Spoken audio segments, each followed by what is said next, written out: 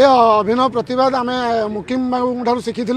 विगत वर्ष में मोहम्मद मुकिम ए पेटा नाल भितर ठिया है यार पुनरुद्धारण दाबी रखी किंतु आज्ञा मुकिम बाबू 5 वर्ष एमएलए रहिले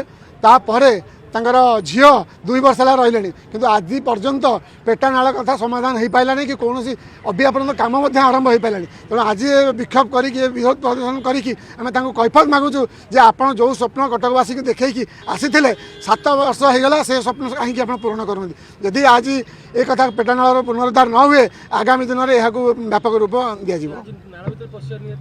निहाती आज्ञा दरकार था जिते मन पकड़ा दौलू जिते मोहम्मद मुकिम निजे नाल भितर पशिकी जो डिमांडा करते से नाल भितर से कथा को कहीं भूली गले